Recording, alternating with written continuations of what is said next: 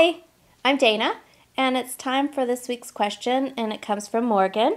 And she writes, I have a 1-year-old daughter who is off the bottle and puts herself to sleep in her own crib at night. I'm just wondering the best way to take a pacifier away. She wakes frequently in the middle of the night looking for it, and if she can't find it, she cries.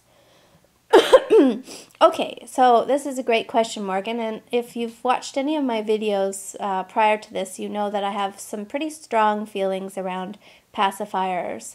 I do think that they're very disruptive to the natural consolidation of nighttime sleep, and even if she was capable of finding the soother on her own in the night and getting it into her own mouth without interrupting you at all, it's still very fragmenting to her sleep. And so my problem is, you know, when we are children, that is the one time in our lives when our sleep is perfect and beautiful. And so I, always suggest, let's really try to preserve that for our children because it is so wonderful. And instead of just having little tiny wake-ups in her night, now she's having full arousals where she has to now find a pacifier and get it back into her mouth. So you can see how that's very fragmenting. And it's not a good quality nighttime sleep that she should be having. So even if that wasn't the problem, it's still a problem. But the fact that she's waking you up, then that adds to the problem for sure. So the good news here is that she's off the bottle and she's putting herself to sleep at night. My guess is that she uses the pacifier to put herself to sleep, and that's very similar to a bottle. So my guess is that it was once the bottle she was using and now that's transferred to the pacifier.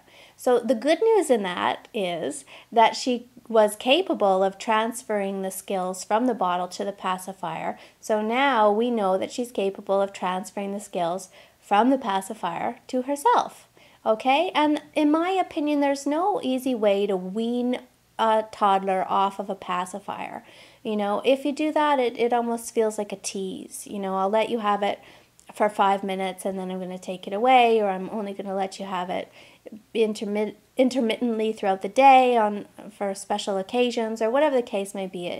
It really keeps the addiction, so to speak, alive, because you haven't really taught this child how to cope without it. You're just now putting all these restrictions on it. So I would just say throw them all away. Get rid of them. Don't have them in the house so you're not tempted. And if she has some trouble with this, it'll only be for a few nights until she learns how to do this on her own without the pacifier. And if you want to try to ease some of the anxiety around it, you could do the stay in the room method with her, where you sat for 3 days by the crib, 3 days middle of the room, 3 days by the door and out.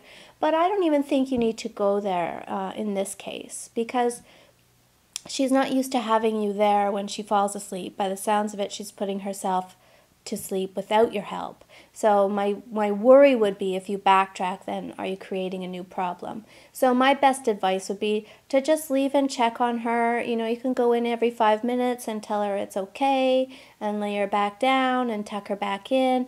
Maybe you offer a new sleeping toy like a dolly or a teddy that can now become the attachment object.